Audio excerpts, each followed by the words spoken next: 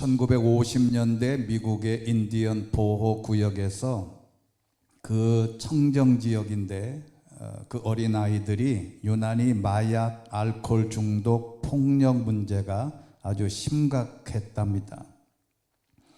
아무래도 인디언 보호구역은 아무도 들어가지도 않고 인디언 보호구역은 아주 청정지역이고 누구에게도 이런 도움을 받을 수 없는 좋은 곳인데 왜 이렇게 알코올과 마약과 폭력이 심각할까? 그래서 그 원인을 밝히기 위해서 그 유명한 심리학자인 에릭슨이라는 사람을 중심으로 연구팀을 보호구역으로 보내서 실사를 하게 했답니다.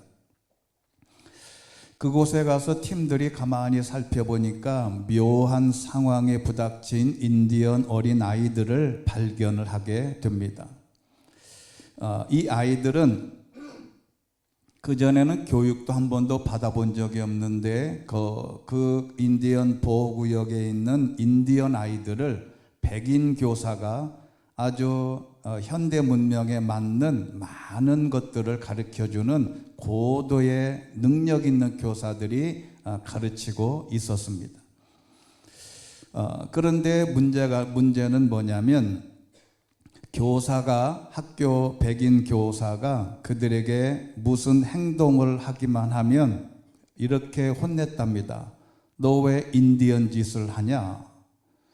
백인 교사가 가르치면서 학교에 와서 이상한 짓을 하면 항상 이야기하기를 너희들은 왜 인디언 짓을 하냐?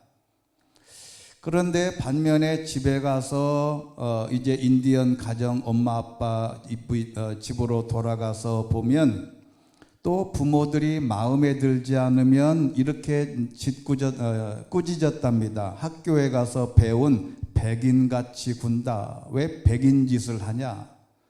그러니까 학교에 오면 왜 인디언 짓을 하냐? 집에 가면 왜 백인 짓을 하냐? 이렇게 꾸짖으니까 이 어린아이들이 어떻게 행동을 해야 될지 몰라서 허둥대다가 바로 이제 마약과 알코올 중독길로 빠지게 됐답니다.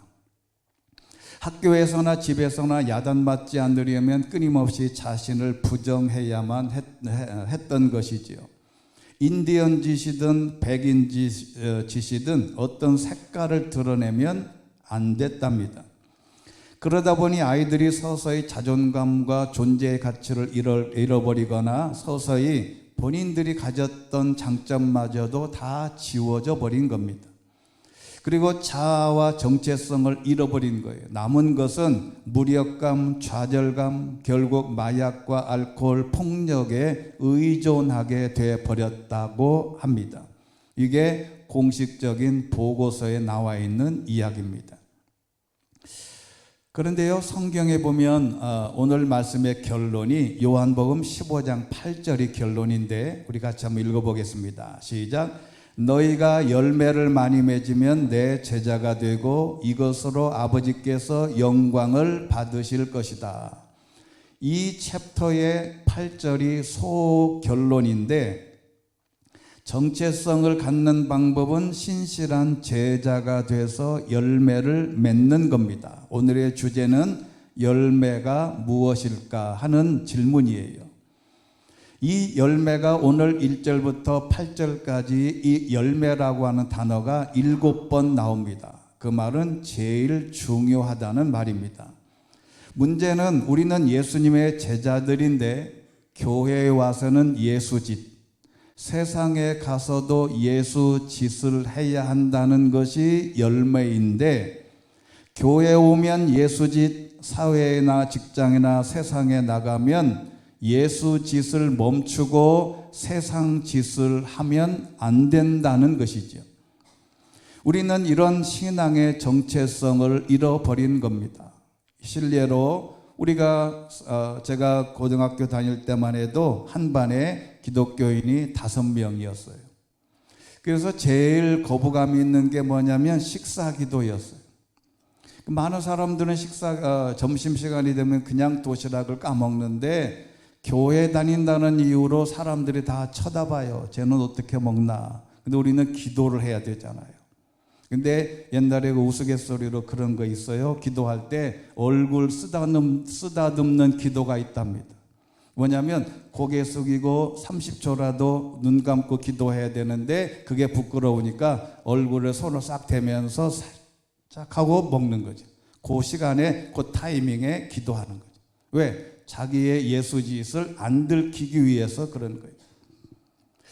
교묘하게 위장하여 새도 동물도 아닌 박쥐처럼 우리의 신앙도 박쥐 신앙이 있을 수 있다는 겁니다. 그러면 하나님이 영광을 받으실 수 없다는 겁니다.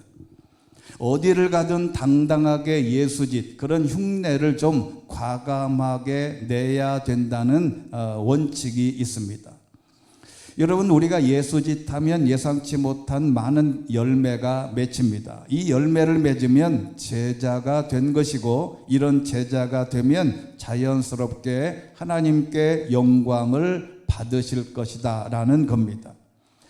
그 열매에 관한 본문, 우리는 어떻게 하나님께 영광을 돌릴까? 오늘 본문이 우리가 잘 아는 본문인데, 너희는 가지다라고 하는 개념을 이제 한 단계 업그레이드해서 그러면 열매가 무엇인가를 알아야 하나님께 영광을 돌릴 게 아니겠냐. 첫 번째는 관계의 문제입니다. 요한복음 15장 오늘의 1절 말씀은 나는 참 포도나무요 내 아버지는 농부다. 이게 예수님이 하신 말씀이니까 여기 나는, 예수님은 참 포도나무인데 나를 관리하고 가이드하고 가지치기 하고 나를 잘 인도하시는 아버지는 농부라는 개념을 이렇게 정의한 것입니다. 예수님이 자기를 관리하신 분이 있다는 것을 예수님이 고백한 겁니다. 나를 관리하는 사람이 누군가가 중요한 것이죠. 예수님이 자기를 관리하시는 분이 농부이신 아버지 하나님이라고 정의한 것입니다. 예수님은 당신의 존재 이유와 가치를 아신 분이었는데 예수님은 포도나무요 자신을 관리하는 분은 하나님이심을 확실하게 정의해 놓은 겁니다. 이 관계의 문제를 잘 정리하는 사람이 귀한 사람이요 믿음의 사람이요 뜻이 있는 사람이라고 할 수 있는 겁니다. 그래서 예수님은 우리가 성경을 쭉 읽어가다 보면 항상 이적과 기사와 병 고칠 때에는 항상 하나님께 기도했습니다. 우리가 예수님이 하나님의 아들이시고 하나님께서 우리에게 주신 신적인 존재이지만 예수님도 항상 기도하셨어요. 누구를 대상으로? 하나님에게 기도하셨다는 겁니다. 본인의 능력을, 본인의 가치를 드러내는 게 아니고 하나님께 다 기도해서 응답을 하신 겁니다. 그래서 예수님도 하나님과의 관계에 있어서 확실한 관계를 설정하시고 그것을 잊지 않으셨습니다. 늘 하나님과의 관계를 항상 바르게 했다는 겁니다. 따라서 우리도 마찬가지입니다. 그래서 두 번째는 나는 누구인가? 이 질문에 정확한 관계 설정이 필요합니다. 5절 말씀 보면 나는 포도나무요 너희는 가지다. 예수님이 포도나무요 우리는 가지다. 이 전제를 빨리 성립하고 세팅을 해야 합니다. 여러분 우리가 폰이 1년마다 새로운 폰들이 연초에 다 새로 나오잖아요. 그러면 한 달 전부터 이미 폰을 유튜브 전문가들에게 미리 다 나눠줘요. 공짜로. 그리고 한 달간 사용해보고 이제 폰이 처음 나오기 시작하면 이 설정에 대한 폰의 기능에 대해서 세팅하라고 유튜브에 다 올라와요. 여러분 폰이 나오기 전부터 미리 받아서 실습해보고 설명해 주는데 나이가 들어갈수록 그냥 폰을 받으면 전화 거는 거하고 받는 거 그리고 좀 잘하면 카톡 보내는 거 정도로 하는데 이 폰의 기능이 수백 가지가 있어요. 여러분 그때 잘 보고 세팅을 잘 해놓으면 폰을 사용하기가 쉽고 그리고 폰의 기능을 충분히 활용할 수 있는 출발점이 되는데 이게 바로 세팅입니다. 그렇듯이 우리가 신앙에서도 이 내 존재 이유, 하나님과의 관계의 세팅이 필요하다. 하나님이 농부라면, 예수님이 포도나무라면 나는 거기에 붙어 있는 가지라고 하는 설정입니다. 그 이유를 설명하셨는데 이렇게 되어 있습니다. 나를 떠나서는 너희가 아무것도 할 수 없다. 여러분, 이 영어에 보면요, You can do nothing. 이게 You can do nothing. 아무것도 할 수 있다. 제로만 할 수 있다. 그런 뜻이에요. 이게 뭐냐면 nothing은 제로입니다. 우리가 하나님과의 관계에 있어서 우리가 예수님의 가지가 되지 않으면 우리가 할 수 있는 게 아무것도 할 수 없다는 것을 인정해야 됩니다. 현대인들은 바로 이 점에 있어서 교만해요. 하나님 없이도 살 수 있다는 겁니다. 하나님 없이도 살 수 있다. 그런데 성경은 하나님 없이는 너희는 nothing, 제로, 아무것도 할 수 없다. 현대인들은 이걸 인정하지 않습니다. 내가 마치 뭔가 된 것처럼 행동하는 것이 문제예요. 심지어 다른 종교에서는 참선을 하면 부처가 된다고 가르쳐요. 여러분, 인간은 절대로 부처가 될 수 없습니다. 이걸 인정해야 되는데 인간은 타락 이후에 회복이 불가능합니다. 그래서 예수님과 연결되어 있지 않으면 인간은 할 수 있는 게 아무것도 없어요. 여러분, 전승절 중국의 이 퍼레이드 하는 거, 북한의 퍼레이드 하는 걸 보면 그 많은 사람들이 저렇게 일사불란하게 움직이는 모습을 보고 사람들은 대단하다. 그런데 그 모습을 보면 얼마나 불쌍한지 몰라요. 여러분, 사람이 굉장히 수준 높은 존재라고 생각하지만 따져보면 우리 자신을 생각해 보면 우리가 얼마나 초라한지 몰라요. 그래서 예수님이 말씀하십니다. 예수님의 가지에 붙어 있어야 한다. 4절에 있는 말씀 우리 같이 큰 목소리로 읽어보겠습니다. 시작. 내 안에 머물러 있어라. 그러면 나도 너희 안에 머물러 있을 것이다. 가지가 포도나무에 붙어 있지 않으면 스스로 열매를 맺지 못하는 것처럼 너희도 내 안에 있지 않으면 열매를 맺을 수 없다. 할렐루야. 스스로 열매를 맺지 못하는 것처럼 스스로는 열매를 맺을 수가 없다. 여러분의 이 팔이 몸에 붙어 있지 않으면 팔의 역할은 아무런 소용이 없습니다. 잘려나간 신체가 어떻게 움직이며 기능을 발휘할 수 있겠냐? 식물도 마찬가지입니다. 포도나무도 마찬가지예요. 연결되어 있지 않으면 도저히 기능을 발휘할 수가 없습니다.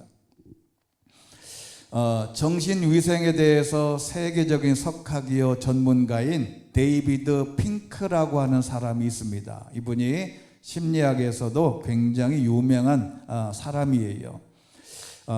이분이 안정을 위한 뇌박자 균형이라고 하는 세계적인 논문이 있어요. 이건 아주 탁월한 논문인데 우리가 이 논문은 다 읽을 필요는 없고 제가 요약해 드려보겠습니다. 사람들은 정신적인 안정을 찾기 위해서는 4가지가 요소가 균형을 잡아야 한다고 제안을 합니다. 우리에게 절실히 필요한 것은 정신적인 안정이에요. 때론 우리는 정치적인, 경제적인, 사회적인 안정을 논하지만 그 모든 것의 근본은 우리 자신이 각자마다 정신적인 안정을 누려야 가능한 것입니다. 공부하는 학생도 정신적으로 안정되어 있지 않으면 자기 실력을 발휘할 수도 없고 사업을 하는 분도 또는 과학을 하는 분들까지 정신적인 안정이 없으면 창의력이 나오지 않는다고 합니다. 그래서 정신적 안정을 유지하려면 4가지가 필요한데 첫 번째는 일이랍니다. work. 이것은 뭐냐면 내가 아침에 일어나서 할 수 있는 일, 아무런 생각 없이 자연스럽게 오늘 할 일에 대해서 자연스럽게 일어나서 뭔가 할 수 있는 일, 이게 있는 사람이 귀하다. 이제 사람들은 그렇게 말해요. 내가 차라리 그냥 집에서 놀고 먹었으면 좋겠다. 여러분, 그렇게 3일만 놀고 먹어보면 노는 것도 돈 들어가고 쉽지 않아요. 힘들더라도 아침에 일어나서 오늘은 뭐 하지? 이 질문을 하기 전에 아침에 일어나서 자연스럽게 뭔가 할 수 있는 사람, 어디론가 내가 갈 수 있는 곳이 있는 사람은 정신적으로 안정감이 된답니다. 그리고 두 번째는 놀이입니다. 플레이. 이 놀이는 한마디로 어린아이들이 공을 가지고 노는 것처럼 즐거움이나 오락을 위한 활동입니다. 즉 노는 거예요. 오늘 뭘 하면 놀까? 친구를 만나서 입하고 하면서 놀까? 화투를 하면서 놀까? 바둑을 하면서 놀까? 운동을 하면서 놀까? 뭔가 놀거리가 있는 사람이 정신적인 안정을 누린다고 합니다. 요한 하위징하라고 하는 사람은 호모 루덴스라는 말에서 인간은 놀이하는 존재다, 이렇게 정의한 바가 있습니다. 프로이드라고 하는 정신학자는 놀이는 무의식적인 욕망을 해소하는 수단이 될 수도 있다. 그러니까 놀면서, 그 다음에 피아제라고 하는 유명한 교육학자는 이런 이야기를 했는데, 아동은 놀이 속에서 세계를 탐구하며 자아와 타자, 규칙과 자유를 동시에 배운다. 그러니까 어린아이들은 놀면서 배우는 거예요. 놀면서, 친구들끼리 놀면서 말하자면 뭐 공기놀이 또는 여러 가지 놀이를 하면서 삶을 배우는 것이죠. 여러분 평상시에 뭐 하시면서 노는가요? 이 사람들은 말해, 안 놀아본 사람은 놀 방법도 몰라요. 이게 놀아야 된다. 세 번째는 러브, 사랑입니다. 이거는 사랑을 받는 개념이 아니라 주는 개념으로 묘사했습니다. 여러분, 누군가를, 어떤 사물을, 어떤 동물을, 어떤 식물을 사랑의 대상이 있어야 정신적으로 안정감이 있답니다. 여러분, 그래서 강아지를 키우고 고양이를 키웁니다. 내가 정신을 쏟아서 막 사랑할 대상이 있어야 됩니다. 제가 어제 밤늦게 오다 보니까 어떤 신혼부부가 유모차를 다 끌고 가는데, 야, 행복해 보인다. 그런데 언뜻 보니까 그 유모차가 아니라 개모차요. 여러분, 할머니 할아버지가 개를 끌고 다니는 것은 이해가 되는데, 젊은 두 부부가 애는 안 낳고 안 키우고 개를 끌고 다니면서 그 삶을 사는 걸 보면, 그 왜 그럴까? 마음을 쏟을 수 있는 대상이 있어요. 그래서 그런 말도 있다 그러잖아요. 애 낳기 전에 개 키우면 안 된다. 여러분, 사람은 정성을 쏟고 마음을 쏟을 대상이 있어야 마음에 안정감이 있다. 여러분이 사랑하는 것을 무엇인지 고민해 볼 필요가 있어요. 그런데 제가 드리고 싶은 말은 네 번째이기 때문에 그래요. 이 사람이 기독교인이 아니에요. 종교 지도자도 아니에요. 그냥 정신분석학자인데, 사람이 안정감을 누리려면 마지막 네 번째, 예배가 있어야 된다. 이 말은 정신적인 우리의 영혼이 하나님과의 관계가 바로 설정이 돼야 진짜 마음의 안정감이 된다, 이 말입니다. 목사도 아니요, 성직자도 아닌데, 그리고 의사요, 학자인데 예배가 정신적 안정을 가지려면 이 예배가 필요하다. 정신적, 영혼의 안식, 영적인 부분이 안정되어 있지 않으면 아무리 정치적인, 경제적인 모든 게 다 갖추어져 있다 하더라도 우리의 영혼, 우리의 마음은 정신적으로 안정을 얻을 수 없다는 겁니다. 이것은 역사적으로 우리가 그렇게 계속 읽어왔고 경험해 온 것인데도 불구하고 사람들은 잊어버려요. 그래서 예배와 말씀과 기도가 연결되어 있어야 우리의 마음이 안정감이 있다는 거예요. 그러면 네 번째가 중요한데, 그러면 열매가 무엇인가? 여기 7번 등장하는 열매라는 단어는 카르포스라고 하는 헬라어 단어인데, 이게 과실이라는 뜻도 있지만 더 중요한 것은 행동과 행위라는 것입니다. 열매는 행동입니다. 열매는 행위입니다. 이 말은 뭐냐면, 카르포스라고 하는 열매는 행동의 변화를 말하는 거예요. 행동의 변화. 성품의 열매라는 겁니다. 여러분, 사과나무는 사과를 맺는데 사과의 실체가 있어요. 배나무는 배의 실체가 있어요. 그런데 신앙의 열매는 어떤 이런 열매가 아니고 성품의 열매, 즉 행동의 변화입니다.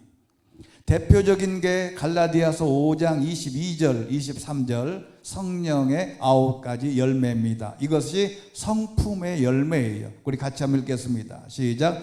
그러나 성령의 열매는 사랑과 기쁨과 화평과 오래 참음과 친절과 선함과 신실함과 온유와 절제입니다. 이런 것들을 금지한 율법은 없습니다. 아멘. 사랑을 금지하고 기쁨을 금지하고 화평과 오래 참음을 금지할 법은 세상에는 없어요. 다른 것은 다 금지할 법이 있지만 이런 것은 금지할 법이 없다. 간단하게 살펴보면 사랑은 무조건적이고 희생적인 사랑, 상대의 가치와 상관없는 베푸는 사랑입니다. 앞에 말씀드린 대로 이 정신의학자가 말한 대로 사랑의 개념은 베푸는 사랑. 두 번째는 기쁨, 카라입니다. 여러분, 카라는 어디서 많이 들어보셨죠? 이 아이돌 그룹 이름이 카라입니다. 상상을 초월한 내적인 환희, 외부 조건이 아니라 하나님과의 관계에서 비롯되는 내적인 즐거움이 기쁨이에요. 화평은 에이레네인데 단순한 갈등과 부재가 아니라 관계와 내면에 깃드는 조화와 온전함. 그 다음에 오래 참음은 분노가 더디 일어나고 오래 견디는 성품입니다.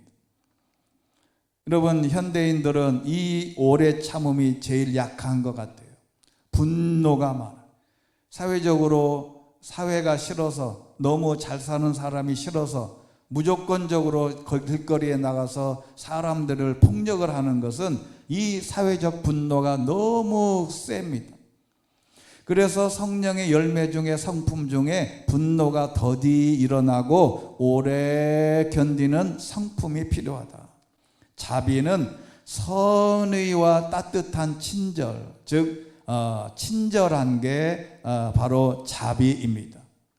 여섯 번째, 양선은 도덕적 선함과 정의로운 의지를 포함해서 자비보다 적극적이며 불의를 바로잡는 의로운 선행의 바로 양선입니다. 그리고 충성은 성실함입니다.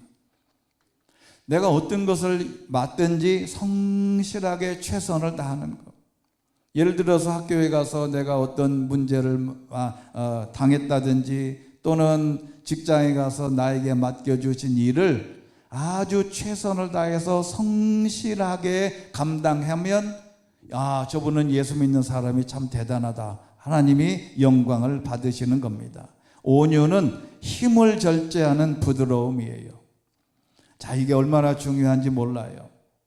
여러분, 힘이 없는 사람은 온유할 수도 없어요. 여러분, 힘이 있어야 온유함을, 부드러움을 나타낼 수 있다는 말이에요.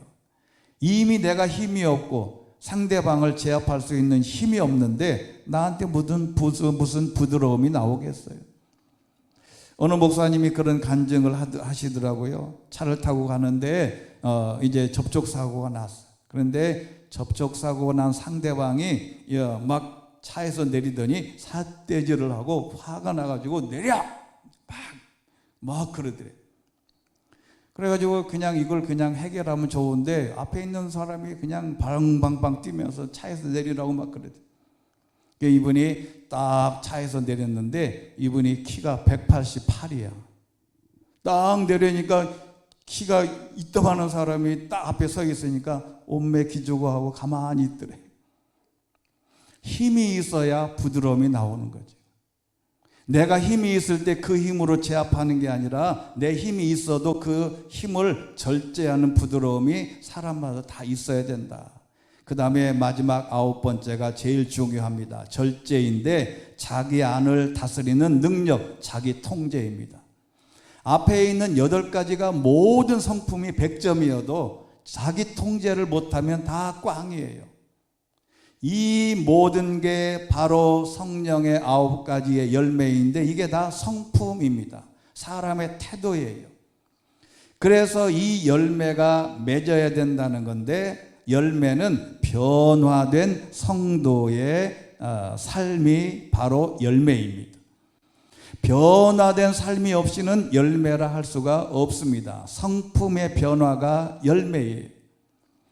여러분, 우리가 간증이라고 할 때는 어떤 기도의 응답으로 선물 같은 어떤 물건이나 조건을 받는 것을 말하는 것이 간증이 아니에요. 내가 기도했더니 승진했다. 내가 기도했더니 아파트가 30평에서 50평이 됐다. 이런 게 간증이 아니라고요.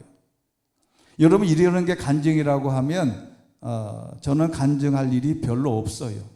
이게 뭐냐면 간증이라고 하는 것은 예수 믿고 난 다음에 무엇이 어떻게 바뀌었는지, 삶이, 태도가, 성품이 어떻게 바뀌었는지 말하는 것이 간증이라 이거죠. 어느 날 저 양반이 그렇게 늘 화나고 그렇게 불같이 화냈던 사람이 어느 날 갑자기 온순한 양처럼 싹 변했어요. 너 왜 그러냐? 너 이상해진 거 아니냐? 우리나라의 속담에 사람이 변하면 일찍 죽는다 그러죠. 여러분, 하나님 뜻 안에서는 간증은 예수 믿고 난 다음에 어떻게 내가 변화되어 있는 성품을 자랑해야 된다. 이게 열매라는 겁니다. 그래서 고린도후서 5장 17절에 이런 말씀이 있어요. 시작. 그러므로 누구든지 그리스도 안에 있으면 새로운 피조물입니다. 옛것은 지나갔으니 보십시오, 새 것이 됐습니다. 성화라는 말이 그래서 등장해요. 성화는 성화될 수는 없습니다. 그러나 과정에 있는 거예요. 어느 여자가 목욕탕에 가서 목욕을 다 하고 이제 나와서 의뢰의 여자들이 하는 간단한 화장을 시작을 했어요.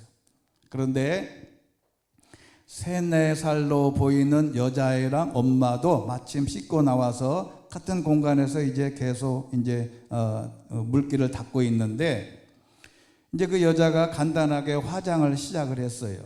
파운데이션을 좀 바르고 파우더를 바르고 바쁠 것이 없이 천천히 그렇게 화장을 하고 있는데 아마 그 어린 아이가 가만히 그 사람을 쳐다보다가 가만히 쳐다보고 있다가 이렇게 말을 한 거예요. 엄마, 저 이모는 언제 이뻐져? 그러는 거예요.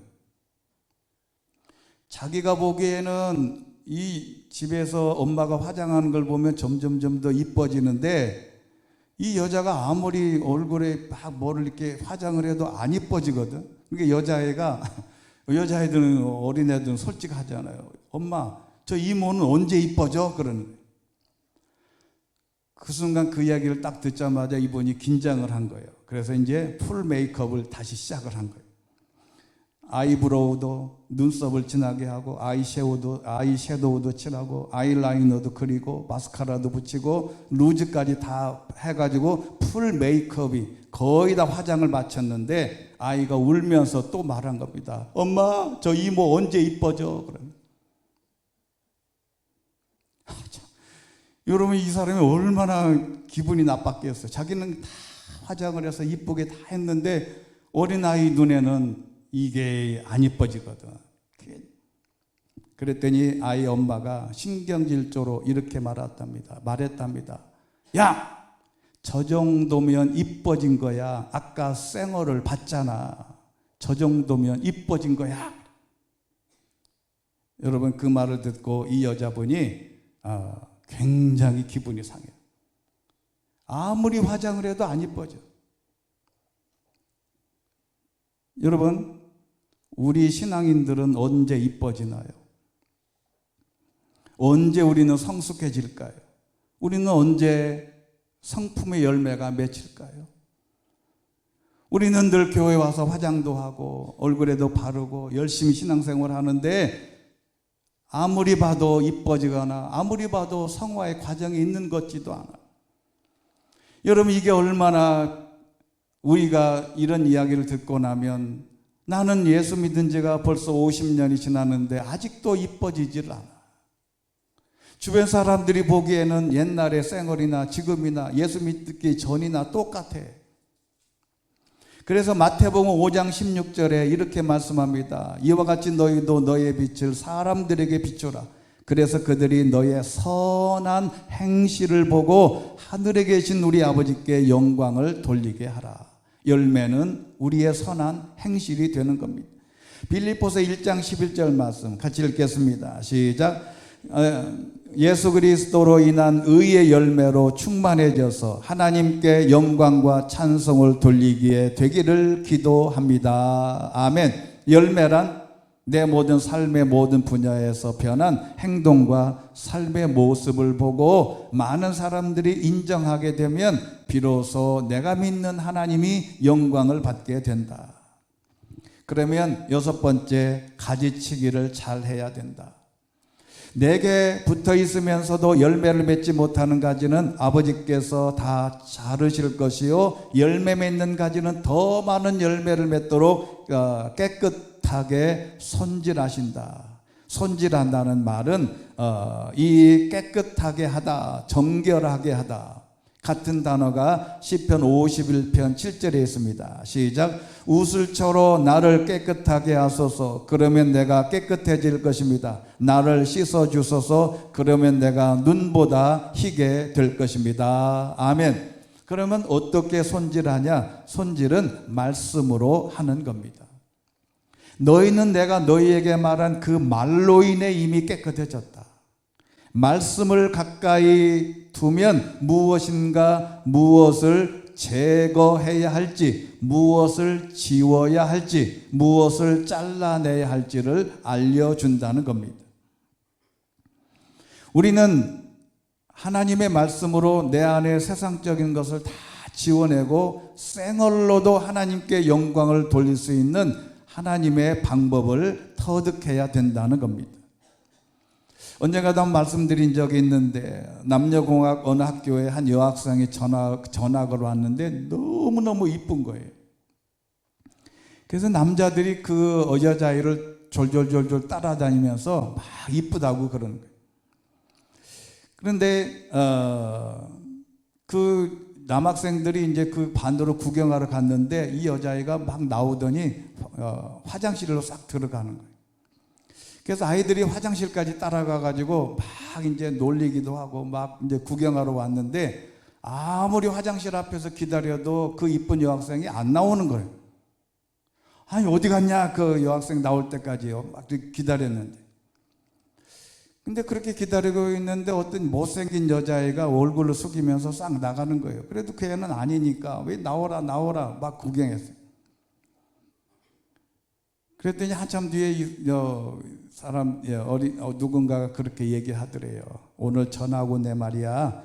그 애는 화장을 너무 진하게 해서 담임한테 걸렸대. 그래가지고 화장실에 가서 화장을 지우러 들어간 거예요. 지우고 나오니까 그 잘난 게 싹 없어진 거예요. 여러분, 우리가 예수 믿는다는 것은 화장하는 것과 비슷하긴 한데 사실은 그 화장을 거두어내면 우리의 본래의 모습이 나올 때도 하나님께서 그 모습 자체로도 하나님이 영광을 받으실 만한 자세를 거칠애가 아니라 만들어야 된다는 것이죠. 그래서 진정한 아름다운 참된 크리스천, 참된 인간은 무엇을 버려야 할 것을 알고 지워야 된다. 여러분, 화장이라는 단어가요, 화할 화자에다가 단장할 장자입니다. 근데 화장실이라는 말도 똑같아요.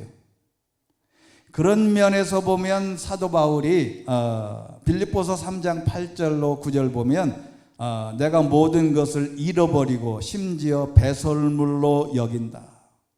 이 말은 다 버릴 것이라는 것을 말해주고 있는 겁니다. 하나 예를 들고 말씀을 맺겠습니다. 그러면 진짜 내가 버려야 할 것이 무엇을 고쳐야 할지, 내가 무엇이 잘못된지를 알아야 된다는 거예요. 여러분, 우리나라에 실제로 있었던 대표적인 우리나라 의학계의 대표적인 오진 사례 중에 하나인데, 2001년 서모라고 하는 여자가 3살 때 대구의 한 대학병원에서, 제가 이름은 얘기 안 하겠어요. 그 대학병원이 있어요, 대구에. 3살 때 갔더니 뇌성마비래, 뇌성마비. 그래가지고 국내외 병원을 돌아다니면서 부모가 치료했는데 상태가 악화돼서 드디어 목까지 이제 가눌 수가 없게 됐답니다. 그래서 2011년, 그러니까 10년이 지난 다음에는 뇌병변 장애 1급 판정을 받은 거예요. 그렇게 12년이 지난 2012년 7월 재활 치료를 받던 중 담당 물리 치료사가 이분이 이제 서울에 와서 이제 대구에서 하다가 서울에 와서 재활 치료를 하다가 서울의 한 대학병원에서 MRI 검사를 했는데 이 재활 치료사가 한 말이 계기가 된 거예요. 재활 치료사가 어머니 아버지 얘는 이거는 뇌성마비가 아닌 것 같아요. 그러는 거예요. 그래서 놀래가지고 얼른 대학병원에 가서 MRI를 찍었는데 뇌성마비가 아닌 세가와라고 하는 병이더랍니다. 그러니까 12년을 뇌성마비로 산 거예요. 발도 움직이도 못하고 목도 그늘로 하고 이렇게 12년을 대소변을 다 받아내고 그렇게 살았는데 MRI를 딱 찍어보니까 뇌성마비가 아니라 세가와병이라고 하는 질병이 진단이 된 거예요. 그리고 이 치료제가 있어요. 그래서 딱 이틀을 먹었는데 걸어서 나왔대. 달 이틀을 약을 먹었는데 병원에서 걸어 나온 거예요. 이게 우리나라의 대표적인 오진 사례입니다. 여러분, 그동안 걷지 못하고 힘들게 살아온 삶은 누가 보상해 줄 겁니까? 여러분, 신앙도 마찬가지라고 생각을 해요. 한국교회를 걱정하는 이들이 많아졌습니다. 이를 위해서 기도하는 이들도 들풀처럼 일어나고는 있지만 이 진단이 어디서부터 잘못되어 있는지를 모르면 신앙도 오진을 하게 되면 걷지도 못하고 왜곡된 복음이 문제가 아닌지 의심해 볼 필요가 있다는 겁니다. 개인이든 교회든 올바른 진단이 우선이에요. 여러분, 제대로 진단하고 처방받아 약을 먹으면 걸을 수 있습니다. 성경의 대표적인 고린도 전서 13장 11절 보면 내가 어린아이였을 때는 어린아이같이 말하고 어린아이같이 이해하고 어린아이같이 생각했습니다. 그러나 어른이 돼서는 어린아이의 일들을 버렸습니다. 신앙생활을 시작한 지 10년이 돼도 20년이 돼도 30년이 돼도 여전히 어린아이 속성의 신앙을 갖고 있다면 어떻게 되겠냐? 여러분, 잘못된 진단 때문에 평생 신앙생활한 것이 헛될 수도 있어요. 처음에 신앙생활할 때 내가 신앙생활을 잘못 배우거나 잘못 인식되거나 잘못 출발하면 아무리 신앙생활 잘해도 내 안에 기쁨이 없고 성령의 9가지 열매가 맺힐 가능성이 거의 없다는 거예요. 오늘 종합적으로 결론은 뭔가요? 요한복음 15장 1절부터 8절에 있는 말씀대로 예수님은 참 포도나무요 너희는 가지라고 하는 이 개념을 설정하고 우리가 열매를 많이 맺어 하나님께 영광을 돌려야 되는데 그 열매는 성품의 열매다. 내가 오늘 어디를 가든지 회사를 가든지 친구를 만나든지 나를 보고 예수님의 형상을 볼 수 있는 선한 행실과 성품이 바뀌어야 하나님이 영광을 받으실 것이 아니냐. 여러분, 옛날에 그런 말이 있어요. 애가 잘못되면 아버지 없이 자란 애가 버릇이 없다고, 불효자라고 해서 이 아버지 없는 놈이라고 놀리는 이유가 뭐예요? 아버지가 없으면 교육을 잘못하니 애가 버릇이 없어져요. 그런데 그 애가 인사 잘하고 착하고 모든 사람에게 잘 존경받으면 누가 칭찬을 받아요? 아버지가 칭찬을 받아요. 오늘도 우리가 깊이 고민해 볼 것은 열매, 하나님이 주신 내 성품의 변화, 내 성품 때문에 하나님께 영광이 될 수 있는 신앙의 변화가 우리 삶에 계속되시기를 주의 이름으로 축원합니다. 은혜가 풍성하신 하나님 아버지, 하나님은 우리에게 요구하십니다. 예수님께서 말씀하신 대로 열매를 맺어 하나님께 영광을 돌리라고 하는 말씀대로 우리는 우리의 선한 행실, 빛과 소금의 역할을 감당하고 좋은 성품, 선한 태도, 선한 행실을 통하여 나를 보고 많은 사람들이 하나님께 영광 돌릴 수 있는 복되고 하나님께 영광 돌리는 주의 백성들이 되게 하여 주시옵소서. 예수 그리스도의 이름으로 기도드리옵나이다. 아멘.